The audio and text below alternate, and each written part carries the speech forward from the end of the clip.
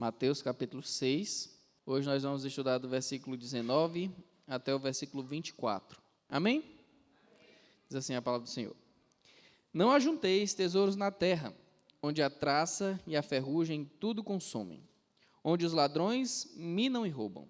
Mas ajuntai tesouros no céu, onde nem a traça nem a ferrugem consomem, onde os ladrões não minam nem roubam.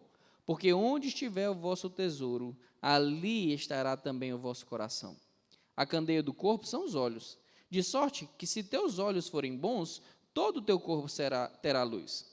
Se, porém, os teus olhos forem maus, todo o teu corpo será tenebroso. Se, portanto, a luz que há em ti são trevas, quão grandes serão tais trevas? Ninguém pode servir a dois senhores, porque ou há de odiar a um e amar o outro, ou se dedicará a um e desprezará o outro. Não podeis servir a Deus e a Mamon. Senhor, clamamos a Ti, ó Pai, para que o Senhor nos auxilie na compreensão, na aceitação e na prática da Tua palavra. Clamamos, Senhor, que o Senhor nos auxilie também a propagarmos as verdades que nós aprendemos. Que aquilo que servir para a nossa edificação também seja da nossa responsabilidade transmitir a outros, amparando mutuamente os nossos irmãos, exortando em amor uns aos outros, para que o Teu corpo cresça e se fortaleça. É o que te pedimos, Pai. Em nome de Jesus, amém. Deixe sentar.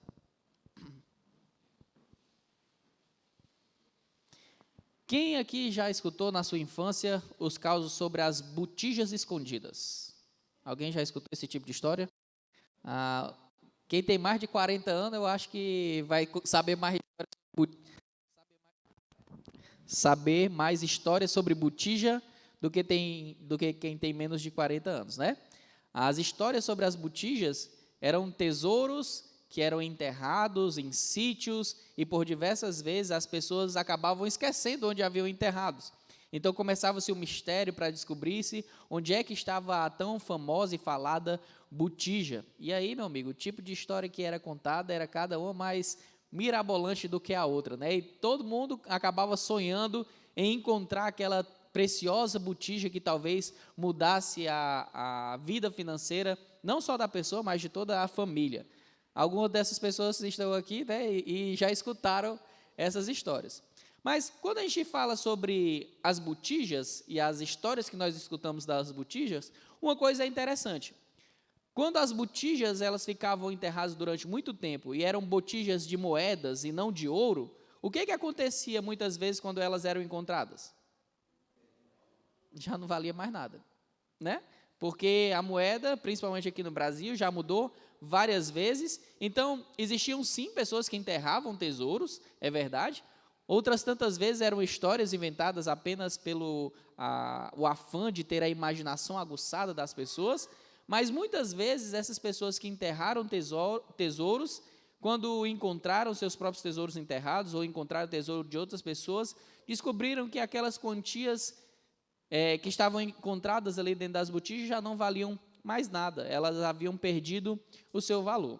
E hoje nós olhamos aqui para o texto de Mateus capítulo 6, e o Senhor Jesus ele vai falar sobre dois tipos de tesouro, certo? E nós vamos entender um pouco que tipo de tesouro são esses. Primeiro o Senhor Jesus vai falar sobre um tipo de tesouro que ele é corruptível, e depois ele fala de um tipo de tesouro que ele é incorruptível. Então no versículo 19 ele diz assim: não ajunteis tesouros na terra, onde a traça e a ferrugem tudo consomem, onde os ladrões minam e roubam. Jesus está estabelecendo um tipo aqui de tesouro corruptível. E esse tesouro corruptível, ele diz que é encontrado aonde?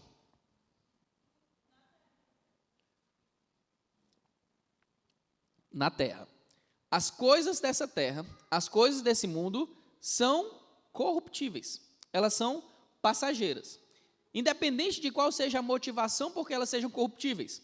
Podem ser a corrupção natural do tempo.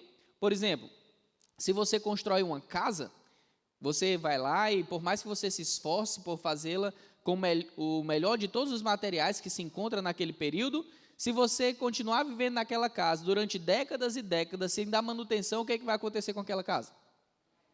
Ela vai se deteriorar e ela vai chegar à sua ruína, ela vai vir a cair. A gente tem provas disso? Sim. Muitas vezes, né, quando nós andamos em cidades que outrora foram aglomerações de população que eram frutíferas e por algum motivo vieram a decair, nós vemos várias ruínas de casas, né? Aquela casa ali ninguém construiu pensando no dia que ela ia cair em cima da cabeça deles. Mas é óbvio que o tempo faz com que aquela casa, por mais bem construída que ela seja, venha a se deteriorar. Você olha para algumas construções e elas até chamam a atenção pelo tempo que elas duram. Por exemplo, quando a gente olha lá para as pirâmides do Egito, né? Elas são impressionantes na sua beleza, na sua grandiosidade, mas elas foram construídas tal qual estão lá, elas estão do mesmo jeito de quando elas foram construídas? Não, é interessante que os achados arqueológicos que remontam, né, as pirâmides dizem que elas tinham tipo uma superfície polida, né, que refletiam o sol quando batia lá, uma coisa assim impressionante. Já é bonito hoje, imagina quando foi feito, né? Então, Jesus está dizendo, olha, irmãos, tenham uma coisa em mente. Os tesouros desse mundo, as coisas que você pode encontrar de valioso nessa terra, elas são corruptíveis. A traça, a ferrugem e os ladrões são problemas para esse tipo de tesouro. Lembrando, quando Jesus fala aqui da traça, por que a traça é colocado como um vilão contra o tesouro terrestre? Porque naquela época ter uma peça de roupa era muito valioso. Ter, então, 2, 3 peças era o que era mais comum, mas alguém que tinha essas 2 ou 3 peças, ela fazia de tudo para que aquelas peças durassem o máximo possível. É tão verdade isso que uma das coisas que Deus chama a atenção sobre o modo como ele cuidou do povo na saída do Egito, é que eles passaram 40 anos e o que aconteceu com a roupa deles? Não se desgastaram, né? 40 anos, meu amigo, andando no sol, né? No meio do deserto, e ainda assim as roupas e as sandálias não se desgastarem, fruto da providência de Deus. Então, provavelmente não tinha traça, né? Lá no deserto onde o Senhor estava protegendo eles. Como eu citei há algum tempo atrás aqui na igreja, quando hoje nós encontramos peças de roupas que estão furadas lá de traça, dificilmente você se preocupa em remendar aquela roupa. Na maioria das vezes, quando a peça já está toda furada, você diz, está na hora de jogar fora. E você acaba dispensando aquilo ali. A ferrugem é algo que pode corroer metais, né? Então, também a ferrugem vai atrapalhar coisas que são preciosas. Até mesmo metais como o ouro e a prata são sim atingidos pela ferrugem. Obviamente não como o ferro ou como o aço, que tem uma facilidade a mais de serem afetados por isso, mas eles também chegam a um ponto de se tornarem, não serem mais possível de comercializar, tá certo? E outra coisa aí que ele fala que demonstra a corrupção dos tesouros desse mundo, são os ladrões. Outra pessoa pode vir e usurpar aquilo que você tanto trabalhou para conseguir. E é interessante que em algumas versões vai falar que os ladrões minam e roubam, né? Em algumas versões vai dizer escavam e roubam. E isso era porque as paredes, muitas vezes, eram colocadas os ladrões, por diversas vezes, escavavam, era a parede do cômodo de alguém que eles queriam roubar, e acabavam furtando os pertences daquela pessoa, escavando pela parede. Outras vezes, esses tesouros também estavam escondidos, eles escavavam e também roubavam. Então, Jesus vai fazer um contraponto. Existe também um tipo de tesouro que ele é incorruptível. E esse tipo de tesouro é encontrado aonde? Qual é a primeira diferença, então, que a gente encontra entre os tesouros? Os tesouros corruptíveis são os tesouros terrenos e os tesouros incorruptíveis, os tesouros celestiais. Por favor, abram aí suas Bíblias em 1 Pedro, capítulo 1, versículo 4. 3 e 4, perdão. Bendito seja o Deus e Pai de nosso Senhor Jesus Cristo, que segundo a sua grande misericórdia nos gerou de novo para uma viva esperança pela ressurreição de Jesus Cristo dentre os mortos, para uma herança incorruptível, incontaminável e que não se pode murchar, guardada nos céus para vós. Então aqui o apóstolo Pedro fala da herança que nos é prevista na eternidade. Uma herança que é incorruptível, incontaminável, que nada pode fazer com que ela perca o seu valor. Quando a gente fala sobre as heranças celestes, a primeira e mais valiosa de todas essas maravilhas desses tesouros que a gente encontra na eternidade é a segurança eterna. É saber que nós temos uma vida que não vai ser perdida com o tempo. Saber que Deus não vai voltar atrás naquilo que Ele determinou. E, obviamente, todas as promessas relacionadas a essa vida eterna são coisas que Deus vai sustentar eternamente. Então, a segurança dele para conosco, Ele vai sustentar eternamente. O seu amor para conosco, Ele vai sustentar eternamente. Quando a gente fala sobre provisão, será uma provisão eterna. Nada do que está estabelecido em relação a Deus e aquilo que Ele nos promete vai ser corrompido. Nós não temos o perigo de, no meio da eternidade futura, Deus mudar de ideia. Quer saber? Eu me cansei. Eu não vou mais fazer o que eu tinha prometido, não, e vou voltar atrás. Isso não vai acontecer. Deus, Ele é fiel, Ele cumpre as suas promessas. Então, quando Jesus ele fala sobre essas questões aqui, Ele diz que o foco do ser humano deve estar naquilo que é o tesouro eterno. E aqui entra uma grande questão e importante questão. Nem tudo aquilo que você considera tesouro é o que eu considero tesouro. Por exemplo, água é um tesouro? É um tesouro ou não é? Mas será que quem é que está mais preocupado e quem considera mais valioso? A gente considera a água mais valioso? Ou será que uma pessoa que está lá no meio do deserto, que não tem água encanada, considera mais valioso do que a gente? Quando você olha, né, para aquelas pessoas que ainda hoje, em pleno 2024, vão buscar água a léguas e léguas de distância, com um balde na cabeça, no sol quente, para poder beber água, para poder se alimentar, cozinhar ou tomar um banho.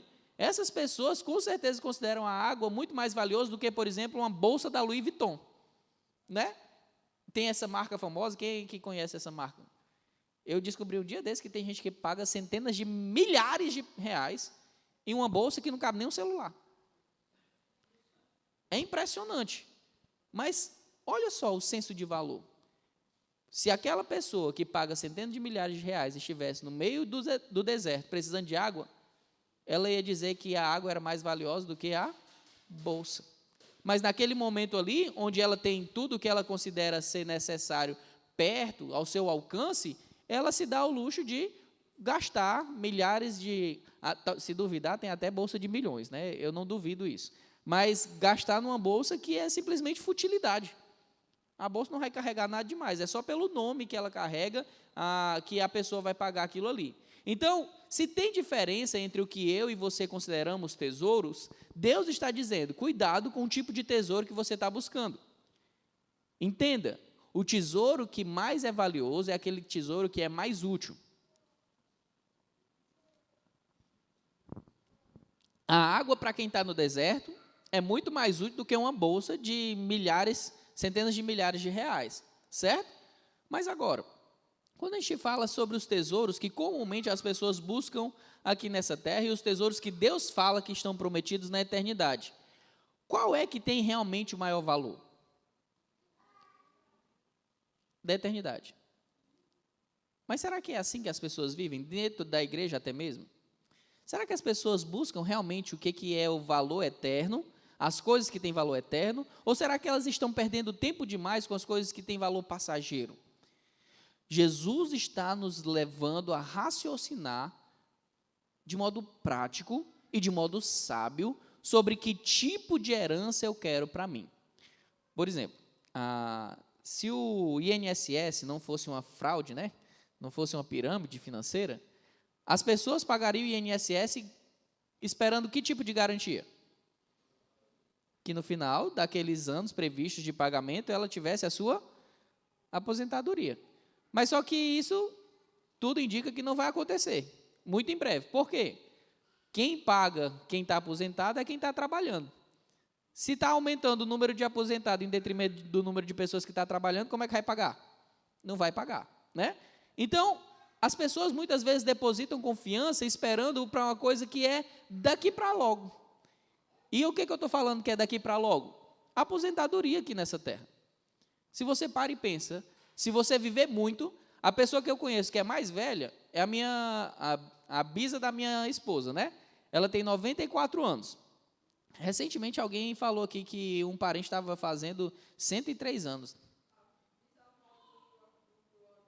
A bisavó do pastor Anderson, que nos visitou domingo, estava completando 103 anos. Muito tempo, né? O que é 103 anos comparado com a eternidade? Nada. Não é nada. Jesus está falando, olha, se você busca os tesouros desse mundo como sendo o foco da sua vida, você está perdendo tempo. Você está falhando em pensar no que é que realmente é mais valioso.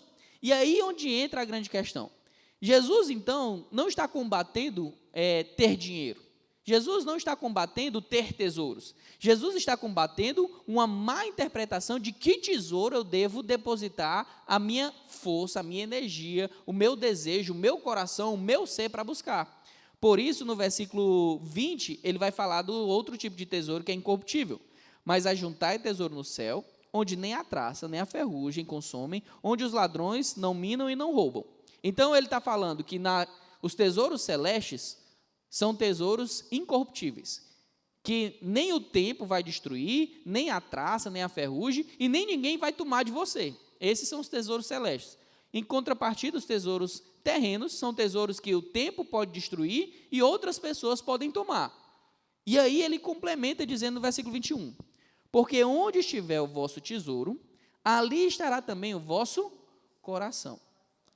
Em outras palavras, o que você considera mais valioso é aquilo que você vai buscar com mais afinco. Certo? E é uma coisa que muitas vezes a gente desperdiça, o versículo 22 e 23, achando que ele está meio perdido nesse texto. Porque o versículo 22 e 23 diz assim, a candeia do corpo são os olhos, e de sorte que se os teus olhos forem bons, todo o teu corpo terá luz. Se, porém, os teus olhos forem maus, todo o teu corpo será tenebroso. Se, portanto, a luz que em ti há são trevas, quão grandes trevas serão? Do que Jesus está falando no meio de dinheiro, de tesouro, falando de olho, de trevas? O que ele está querendo dizer? Ele está explicando sobre o foco, para onde eu estou olhando. Jesus está dizendo, gente, existe dois tipos de tesouro. O tesouro que se corrompe e o tesouro que não se corrompe. Onde tiver o seu tesouro, ali também vai estar o seu coração. O que você considera mais valioso, é ali que você vai investir tempo para conseguir, certo? Uma pessoa que está no meio do deserto, ou então no sertão aqui do Nordeste, querendo conseguir água, ela vai gastar energia demais para ter uma bolsa da Louis Vuitton? Por quê? Por que ela não vai ficar se preocupando com isso? Porque ela, ainda que ganhe a bolsa, ela vai morrer de sede. E adiantou de quê? De nada. Então, para ela, a água é mais valiosa. Portanto, ela vai gastar energia buscando água e não buscando uma bolsa. Está claro isso? Jesus diz, onde estiver o vosso tesouro, ali estará também o vosso coração. A candeia ou a lâmpada, a luz do corpo são os olhos. Para onde você está olhando? Qual tem sido o seu foco? Você tem olhado para os tesouros eternos, para os tesouros celestes ou para os tesouros passageiros e terrenos? Se você olha para aquilo que é adequado, se você olha para aquilo que é eterno, se você foca nos tesouros celestiais que Deus está dizendo que a traça, a ferrugem, os ladrões não vão tocar, todo o teu corpo, ou toda a tua vida, tudo que tu faz, vai caminhar na direção certa. Agora, se os teus olhos estiverem olhando na direção errada, o que vai acontecer com todas as tuas decisões, com tudo que tu faz? Vai seguir o foco. O foco errado vai me levar a ter decisões erradas. Se eu olho para aquilo que é errado, se eu desejo aquilo que é errado, obviamente as minhas decisões também serão erradas. Se o meu foco está nos tesouros dessa terra, como é que eu vou conseguir olhar para os tesouros eternos? Onde está o seu tesouro, ali também está o seu coração. E Jesus complementa no versículo 24, dizendo, ninguém pode servir a dois senhores, porque ou há de odiar a um e amar o outro, ou se dedicará a um e desprezará o outro. Não podeis servir a Deus e a Mamon. E o que é Mamon? Era o Deus do dinheiro, né? O modo como as pessoas ali do tempo de Jesus sabiam que o dinheiro era chamado, tão idolatrado e tão amado que era um Deus mesmo, o Deus Mamon. Jesus está dizendo, eu estou ensinando para vocês o que realmente tem valor. Lembra o que foi que a gente viu nas últimas pregações? Olhar para o que Deus quer e ser visto por Deus é mais importante do que olhar para o que eu quero e ser visto pelos homens. Lembra disso? Inclusive, foi até a última mensagem que eu preguei sobre a oração do Pai Nosso, que está dentro do contexto onde os fariseus queriam sempre glória para si, ao invés de buscar a glória de Deus. Lembram disso? Quando eu olho para a glória de Deus em primeiro lugar, quando eu me coloco à disposição de servir a Deus, que tipo de tesouro eu vou buscar? Os tesouros corruptíveis da terra ou os tesouros incorruptíveis do céu? Os tesouros incorruptíveis do céu. E aí começa a autoanálise. Será que eu tenho feito realmente o que é necessário na busca por tesouros celestes? Quando você lembra de histórias que têm tesouro no meio, qual é uma outra coisa que está sempre no meio dessas histórias? Um ladrão? Muitas vezes também. Mas para a gente chegar nos tesouros, o que que tem? Um mapa, né? Por que que o mapa é tão importante para eu chegar no tesouro? Ele vai dizer o que que eu preciso fazer para eu chegar onde o tesouro está. O crente tem algum mapa? Para conseguir os tesouros celestes, eu tenho um mapa? Quanto tempo você está gastando lendo o mapa? Você está refletindo sobre o que está lá no mapa? Você está vendo se existem armadilhas no meio do caminho do que o mapa está dizendo? Ou você tem desprezado o mapa? Ixi, pastor, e agora? Isso é só um sintoma de quem é que você está focando. Se você não gasta tempo se alimentando com a palavra, como é que você pode dizer que está buscando os tesouros celestes? Se você nem sabe quais são os tesouros celestes, quais são as promessas de Deus eterna, como é que você vai se empolgar com isso? Lembrem-se, irmãos, uma das coisas que uma vez eu escutei é muito verdade. Quem aqui acha a língua grega fácil? Ninguém acha a língua grega fácil? Tá bom. Mas se eu dissesse assim, tá aqui, isso aqui é uma carta escrita por um imperador grego do século sei lá quanto, e ele escreveu essa carta aqui em grego, e nessa carta está dizendo onde é que está enterrado uma grande fortuna em ouro que ele juntou durante o seu império. Essa carta é sua. Você só tem uma coisa a fazer.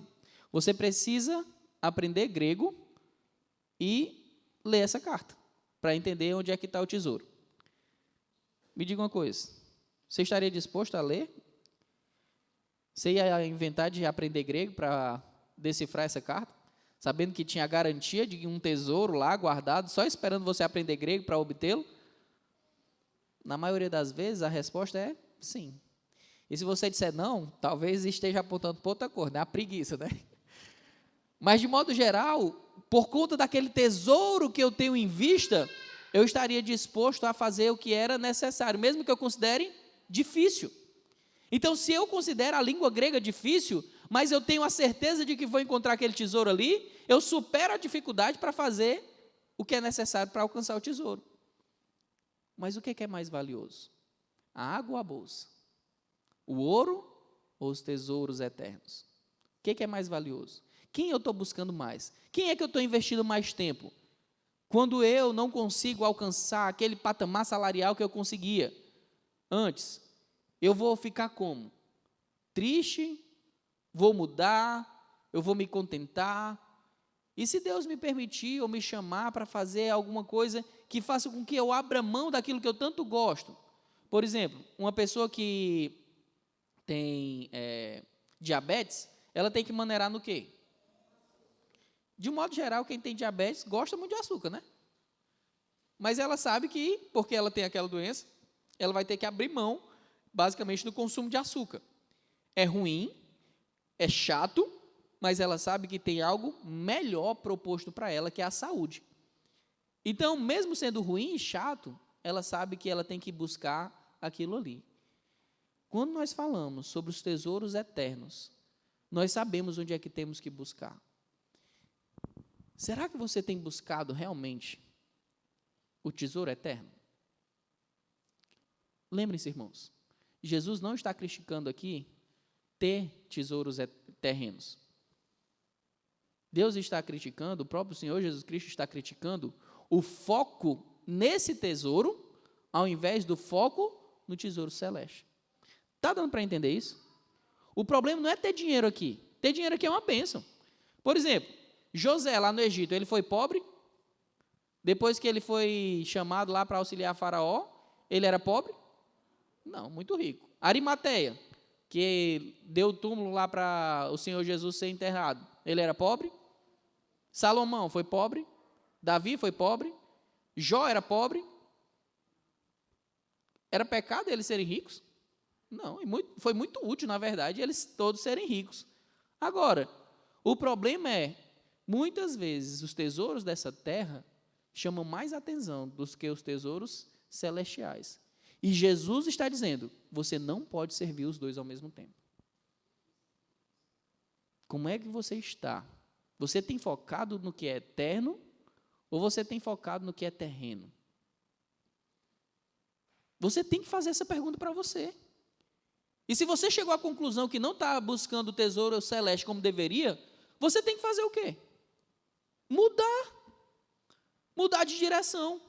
Rapaz, realmente, olha, quão preciosa é a palavra de Deus. Ela me diz quais são os tesouros celestes, como é que eu faço para consegui-los e quanto eu vou agradar a Deus fazendo isso. Será que eu não devo buscar esse tipo de tesouro? Claro que eu devo buscar. Se, porém, os teus olhos forem maus, todo o teu corpo será tenebroso. Se o teu foco não está na eternidade, como é que tu pode esperar ter tesouros eternos? Não vai ter. Por isso, seus olhos devem estar no céu, na eternidade, nos tesouros previstos para nós lá. Porque os tesouros daqui, por mais que você acumule muito deles, quando você morrer, quanto que você vai levar? Mas os tesouros que você acumular lá, o que vai acontecer com eles? Você desfrutará deles por toda a eternidade. Vamos ver um exemplo disso? Segunda carta de Paulo a Timóteo, capítulo 4, versículo 8.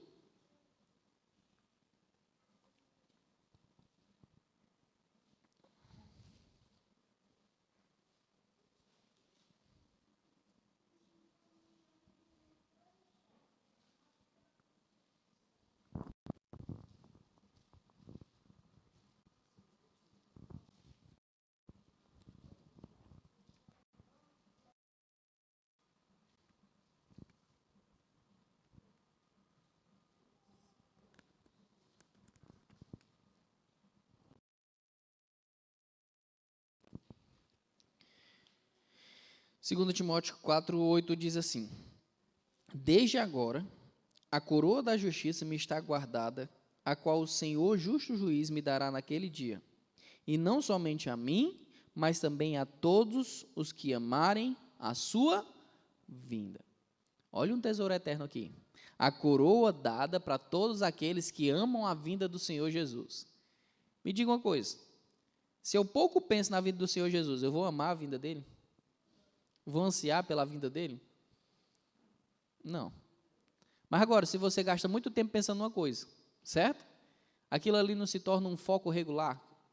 Por exemplo, se você quer muito que a sexta-feira chegue, porque na sexta-feira você vai viajar para as suas férias. Você não fica durante a semana, né, pensando nisso? Poxa, sexta-feira vai ser legal, eu vou fazer isso, eu vou fazer aquilo, vai ser muito bacana, eu planejei isso, planejei aquilo outro. Então, aquela sua expectativa por aquilo que você vai desfrutar vai fazer com que você pense sempre na sexta-feira. Se eu não vejo a volta de Cristo como sendo algo real e tangível, e eu só posso ver isso por meio do meditar no mapa, né, que o Senhor deixou para nós, como é que eu vou poder ansiar a volta de Cristo? Como é que eu vou poder desfrutar do privilégio de ser usado para ganhar almas para o Senhor, ser instrumentos na mão dele, na conversão de pessoas, se eu não prego o Evangelho? Irmãos, entendam. Deus sabe do que nós precisamos. E é por isso que na próxima semana nós vamos ver sobre a a ansiedade quanto à desconfiança de que Deus não vai suprir o que eu preciso para fazer a sua obra. Nós vamos ver aqui, só adiantando o que diz lá no versículo 34, do mesmo capítulo. Não vos inquieteis, pois, pelo dia de amanhã, porque o dia de amanhã cuidará de si mesmo. Basta a cada dia do seu mal. Jesus está combatendo a ansiedade daqueles que disseram assim, rapaz, tirar o foco das coisas daqui para botar nas coisas eternas vai fazer com que eu passe fome. Jesus vai dizer, tem que comer hoje? Pronto. Está vestido hoje? Pronto. Está precisando de mais o quê? Nada. Essa é a visão que nós precisamos ter. Me diga uma coisa, irmãos. Quanto mais necessitado nós entendemos que somos, tanto mais a gente abre mão das coisas que são fúteis e passageiras. Eu citei o exemplo aqui de alguém que está procurando água para beber e que anda léguas para conseguir beber água. Você acha que essa pessoa está preocupada se a roupa dela é de marca ou não? Porque isso é fútil para ela. Porque a roupa de marca não vai fazer ela viver mais um dia. Mas um balde de água, vai.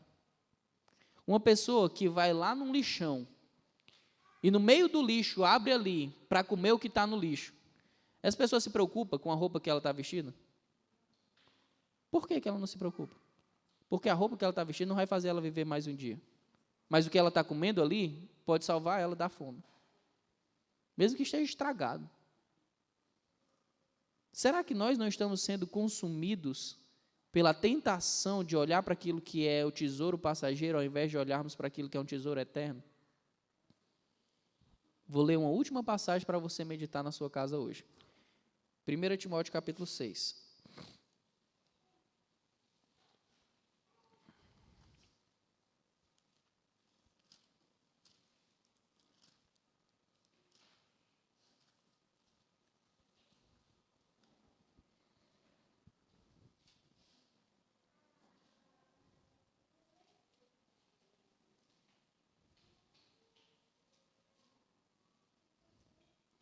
Lá no versículo 6 em diante diz assim: mas é grande o ganho, a piedade com contentamento, porque nada trouxemos para este mundo, e manifesto é que nada podemos levar dele. Tendo, porém, sustento, e com que nos cobrirmos, estejamos com isso contentes. Mas os que querem ser ricos, caem em tentação e em laço, e em muitas concupiscências loucas e nocivas, que submergem os homens na perdição e na ruína. Versículo 10. Porque o amor ao dinheiro é a raiz de todos os males. E nessa cobiça alguns se desviaram da fé e se traspassaram a si mesmos com muitas dores. O que você tem buscado? Tesouros terrenos ou tesouros celestes? Não adianta falar da boca para fora. A palavra de Deus diz que a gente conhece a si mesmo e aos outros pelos frutos. Os frutos da sua vida demonstram que você está buscando a Deus, buscando as coisas eternas ou as coisas passageiras. O modo como você tem vivido demonstra que você está mais preocupado com o quê? Com o que você vai ter para comer hoje ou amanhã, ou com aquilo que você vai conquistar para o Senhor na eternidade? Qual é o tipo de visão que você tem? Porque talvez você tenha passado a vida inteira dizendo assim, eu sou diferente do jovem rico. Mas quando você começa a analisar os seus próprios atos, talvez você pareça mais com ele do que você imagina. Será que você estaria disposto a deixar tudo para segui-lo? Será que você estaria disposto a viver contente com o que comer e o que vestir? É o que Deus espera de nós. Então, onde está o seu tesouro, irmão? Ali também está o seu coração. Se faça essa pergunta hoje. Onde é que está meu tesouro? O que eu tenho considerado mais valioso? O que eu tenho corrido mais atrás? Eu tenho corrido mais atrás das coisas incorruptíveis do céu ou das coisas corruptíveis dessa terra? E quais são as evidências disso? Se eu acredito que eu estou correndo mais atrás das coisas do céu, o que de modo prático demonstra que eu estou correndo mais atrás das coisas do céu? Se faça essa pergunta. E a partir da resposta, se você está na direção certa, se os seus olhos estão olhando para a coisa certa, persevere. Se os seus olhos estão olhando para a coisa errada, mude. Há perdão, há misericórdia da parte de Deus. Onde abundou o pecado, superabundou a graça. Deus, Ele é generoso para conosco. Ele nos ama, mesmo quando nós falhamos em cumprir as suas ordenanças. Por isso, Ele nos dá sempre uma nova chance de recomeçar. As suas misericórdias se renovam a cada manhã. E essa é a causa de nós não sermos consumidos. Amém? Nos ajuda, Senhor, a olharmos para a eternidade. Nos ajuda a olharmos para aqueles tesouros que verdadeiramente importam e não para aqueles que são passageiros. Nos ajuda, Pai, a entendermos que as coisas eternas não podem ser corroídas pela traça, pela ferrugem e nem roubadas pelos ladrões. Portanto, Pai, nos ajuda a olharmos para aquilo que verdadeiramente importa. Nos ajuda a servirmos a Ti, a nos preocuparmos com o Teu reino antes de qualquer outra coisa, sabendo que o Senhor há de suprir as nossas necessidades. Em nome do Teu Filho amado Jesus, amém.